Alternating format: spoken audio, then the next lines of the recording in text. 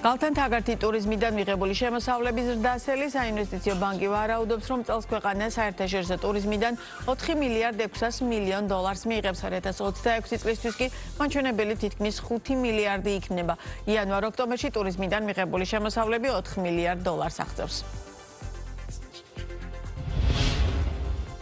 გამყვანი ტურიზმის ბაზარზე ახალი მიმართულება გააქტიურდა, როგორც ქართველი ტუროპერატორები ამბობენ, ბოლო პერიოდში მომხმარებლების მხრიდან განსაკუთრებით მოთხოვნადი გახდა დოჰას ტურები, უმეტესად დაბალი ფასის გამო. მიმდინარე წლის ზაფხულის მაღალი ტარიფების შემდეგ ტურისტული პაკეტების ღირებულება შედარებით შემცირებულია ევროპული ქვეყნების მიმართულებაზე.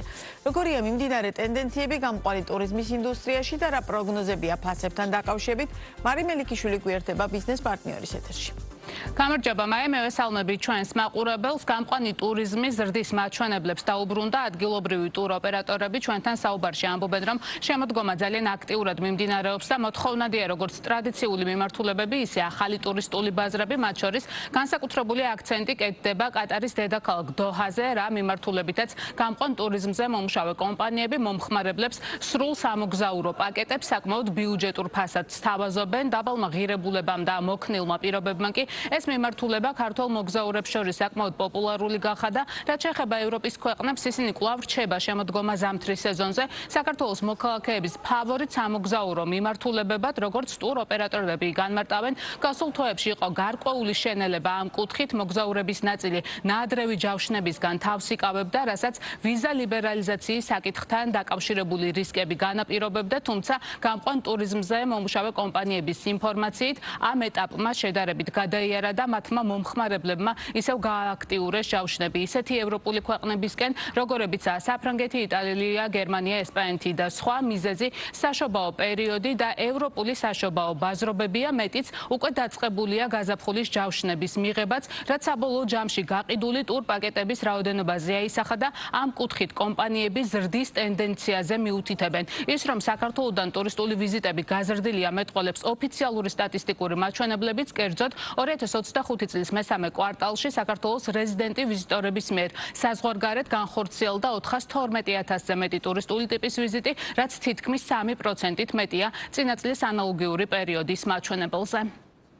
მომართვიანობა წინა წელთან შედარებით სტაბილურად იზრდება ყველა სეზონზე. ჩვენი კომპანიის შემთხვევაში ყოველ შემთხვევაში ასეა, სადღაც 10-15%-იანი ზრდა გვაქვს ყოველწლიურად.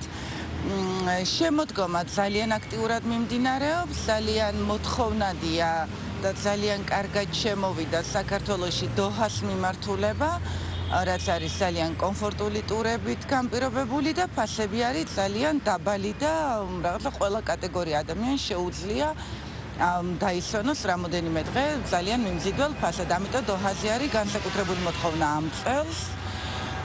თუმცა ევროპა, რაც თქვენ როგორც აღნიშნეთ, ცოტა შენელებული იყო, ისევ გააქტიურდა და საკმაოდ ბევრია ჯავშნები, როგორც დეკემბერი, ეს წინასაშობაო და საშობაო პერიოდი, ასევე ეს გაზაფხულის პერიოდიც. შემოდგომის პერიოდი საკმაოდ აქტიურია, განსაკუთრებით ნოემბრის პერიოდი და დეკემბრის დასაწყისი მოგეხსენებათ ამ პერიოდში არის ხოლმე წინასაშობაო ბაზრობები, შესაბამისად ძალიან აქტიური პერიოდია, განსაკუთრებით ევროპის მიმართულებები, როგორიც არის მაგალითად საფრანგეთი, გერმანია, ჩეხეთი, ასევე წელს გამოიკვეთა ახალი მიმართულება, შარშანაც იყო, მაგრამ წელს განსაკუთრებით ძალიან დიდი დაინტერესება არის პოლონეთის მიმართულებით. რაც შეეხება უკვე გაყიდვების კუთხით პაკეტების, ვერ ვიტყვი რომ განსაკუთრებულად შეიცვალა სურათი, მაგრამ რაღაც პერიოდი მაინც იყო ჩავარდნა ვიზა ლიბერალიზაციასთან დაკავშირებით, იყო ძალიან ბევრი შეკითხვა, გვწერდნენ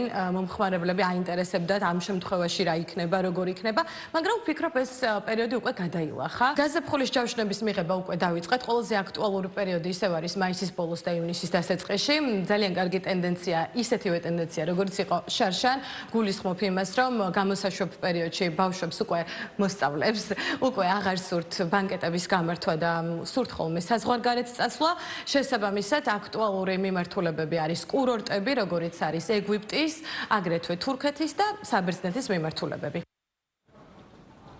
რაც შეეხება ტურისტული პაკეტების ფასებს, გამყვან ტურიზმზე მომუშავე კომპანიებში ამბობენ, რომ ჯამურად წინა წელთან შედარებით ტურ პაკეტები 10-15%-ის ფარგლებშია გაძურებული, რასაც ლარის კურსის მერყეობის გარდა გლობალური ფაქტორები განაპირობებს, მათ შორის სასტუმროების სერვისის გაძვირება, ფასების მატება საავიაციო საწვავზე და სხვა, თუმცა სექტორის წარმომადგენლების განმარტებითვე შემოდგომაზე მიმდინარე წლის ზაფხულთან შედარებით ფასები საკმაოდ დასტაბილურებულია, ვინაიდან ზაფხულში ტურისტული პაკეტები დიდი მოთხოვნის გამო მაღალი პროცენტული მაჩვენებლით იყო გაზრდილი. ტუროპერატორები პროგნოზებზეც საუბრობენ და ელიან, რომ ბაზარზე ამჟამად არსებული სტაბილური საფასო პოლიტიკა შენარჩუნდება და 2026 წელს ტურისტული პაკეტების ღირებულება მკვეთრად არ შეიცვლება. ისინი ქართულ ბაზარზე ახალი ავიაკომპანიების შემოსვლის დინამიკაზეც ამახვილებენ ყურადღებას და ამბობენ, რომ მას შემდეგ, რაც მიმდინარე წელს თბილისიდან ევროპის მსხვილი ქალაქების მიმართულებით რამდენიმე ავიაკომპანიამ პირდაპირ ავიამიმოსვლა დაიწყო, ბაზარი კონკურენციის თვალსაზრისით გაჯანსაღდა და ეს ტურ პაკეტების ფასებზეც აისახა. ახალი ავიაკომპანიების შემოსვლა ყოველთვის პოზიტიურად აისახება ბაზარზე. ეს ერთის მხრივ ნიშნავს, რომ მგზავრებს მეტი მიმართულების არჩევის შესაძლებლობა აქვს, რაც შეეხება ფასების სტაბილიზაციისთვის, კონკურენცია, რა თქმა უნდა, ფასების სტაბილურობასაც იწვევს. როცა ერთსა და იმავე მიმართულებაზე რამდენიმე ავიაკომპანია ოპერირებს, ეს საშუალებას იძლევა, რომ ტური უფრო ხელმისაწვდომი გახდეს, რადგან ბაზარზე სტაბილიზაცია ხდება ამ ფასების და უფრო ხელმისაწვდომი არის ხოლმე მომხმარებლებისათვის. ფასებთან დაკავშირებით მინდა გავაკეთო განცხადება, რომ შარშანდელთან შედარებით დაახლოებით 10-15%-ით არის მომატებული ღირებულება, განსაკუთრებით აქტიური არის ხოლმე ახალი წლის პერიოდი და ზაფხულის პერიოდი, როცა მომართვიანობაზე საკმაოდ მაღალი არის ხოლმე მომართვიანობა და პიკი არის ერთგვარი. რაც შეეხება გამომწვევ მიზეზებს, ლარის კურსის გარდა ამაზე საერთაშორისო ფაქტორების მოქმედებს, ეს არის ავიაციო საწვავის გაძვირება და ზოგადად მომსახურების გაძვირება. ახალი ავიაკომპანიების შესვლა, რა თქმა უნდა, ძალიან აჯანსაღებს ბაზარს. კონკურენცია რაც მეტია ქვეყანაში ყველა სფეროში და ამ შემთხვევაში ჩვენთან ფრენებზე მით უფრო სტაბილურდება ფასები და მომხმარებელი მოგებული რჩება ყოველთვის. ეს ბოლო რამოდენიმე ავიაკომპანია თუნდაც თბილისიდან ევროპის მიმართულებით პირდაპირ ფრენები, ეხა მოლდოვაც დაემატა, იგივე ლონდონი, იგივე ეხლა ეგვიპტეც აღდგება, Air Cairo შემოდის ისევ ჩვენ ბაზარზე. აი ეს ყველაფერი იწვევს იმას, რომ მიუხედავად რომ ზაფხულში ფასები საკმაოდ გაზრდილი იყო წინა წელთან შედარებით, აი ეს შემოდგომა ზამთარი გაზაფხული ძალიან ესეთი ადეკვატური, ნორმალური ფასებია. ფასებთან დაკავშირებით მოლოდინები ყოველ შემთხვევაში ამ გადმოსახედიდან ჯერჯერობით პოზიტიურია, სტაბილური, დიდ ცვლილებებს არ ველოდებით, თუ რაღაცა საოცარი რყევები ან ძვრები არ მოხდა გლობალურად. აქვე გეტყვით იმასაც, რომ საქსტატის მონაცემებით საქართველოდან 2025 წლის მესამე კვარტალში განხორციელებული ვიზიტებისას გაწეული ხარჯები თითქმის 700 მილიონ ლარს გაუტოლდა, რაც 3.6%-ით მეტია წინა წლის ანალოგიური პერიოდის მაჩვენებელზე. გაზრდილია ასევე თითო ვიზიტზე გაწეული საშუალო ხარჯი და 1167 ლარს შეადგენს. მადლობა, მარი მელიქიშვილი იყო ბიზნეს პარტნიორის პირდაპირ ეთერში.